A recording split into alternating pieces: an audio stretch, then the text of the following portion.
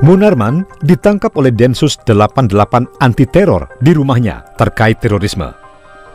Beberapa kasus yang diungkap di persidangan sebagai bukti keterlibatan tindakan terorisme di antaranya Ba'yat di UIN Jakarta, Ba'yat di Makassar, dan juga mengikuti Ba'yat di Medan.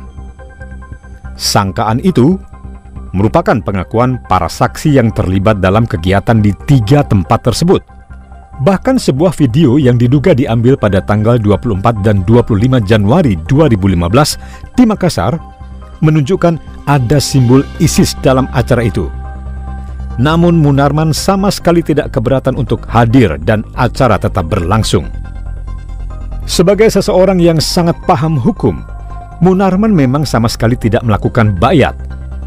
Sebab jika itu dilakukannya, jelas ancaman pidana langsung dikenakan padanya. Maka saksi-saksi yang berupaya menyatakan bahwa Munarman melakukan baiat langsung ditolaknya. Yang menjadi tugas Munarman hanyalah memberikan pengantar, tausiah, pemahaman, atau indoktrinasi bahwa Daulah Islamiyah adalah sebuah keharusan. Maka dari itu, acara-acara khusus tersebut dihadiri Munarman untuk menguatkan pemahaman, terutama bagi anggota FPI agar makin memiliki tekad bulat dalam Daulah Islamiyah. Indoktrinasi akan makin meyakinkan orang dalam pilihan tindakan terorisme karena kepercayaannya tersebut. Saat faham Daulah Islamiyah sudah terpatri dalam otak, maka upaya menggerakkan para jamaah untuk belajar membangun jaringan terorisme, pergerakan yang tidak terdeteksi aparat negara dalam jaringan, merakit bom, menjadi martir melakukan bom bunuh diri, akan makin mudah untuk dilakukan. Salah satu ajaran Daulah Islamiyah yakni pentingnya menegakkan syariah Islam termasuk di Indonesia. Atas ceramah Munarman tersebut, banyak orang mengaku menjadi terpengaruh. Hal itu diungkapkan beberapa saksi dalam persidangan Munarman. Berbagai fakta yang diungkapkan saksi makin menguatkan FPI ada kaitannya dengan terorisme. Bahkan Benny Mamoto, Ketua Kompolnas, mengungkapkan ada 37 anggota FPI yang menjadi pelaku teror.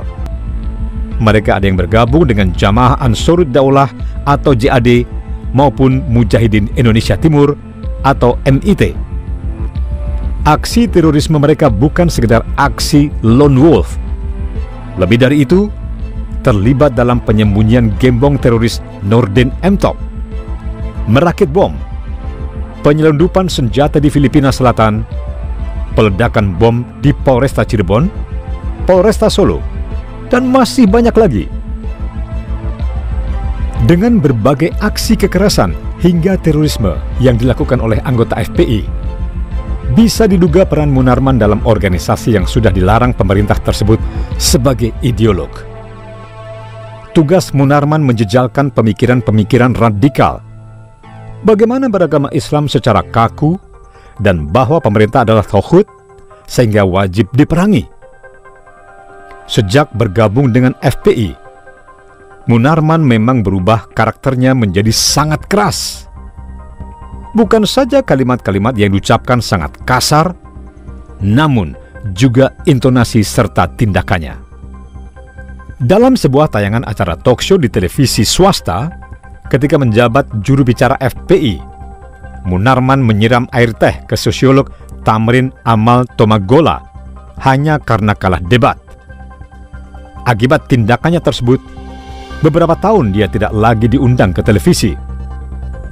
Dalam berbagai diskusi atau perbincangan di televisi, penggunaan kalimat dan intonasi Munarman tak menunjukkan bahwa dia seorang intelektual. Bersikap ngotot, memotong kalimat lawan bicara, menjawab pertanyaan host yang ditanyakan ke narasumber lain, dan beberapa perilaku yang tidak menunjukkan kapasitas emosional yang mumpuni. Munarman sendiri sebenarnya bukan berasal dari kelompok yang dikenal melakukan kekerasan. Kedekatannya dengan gerakan Islam garis keras dimulai saat menjadi anggota tim pengacara Abu Bakar Ba'asyir tahun 2002 yang terjerat bom Bali dan divonis 2,5 tahun. Begitu kasus selesai, Munarman aktif dalam berbagai kegiatan yang diadakan oleh Hizbut Tahrir Indonesia dan kemudian berkenalan dengan Rizik Syihab yang masih menjadi ketua FPI. Setidaknya 3 jabatan sudah diembannya di FPI, yakni juru bicara, Panglima Komando Laskar Islam, dan Sekretaris Umum.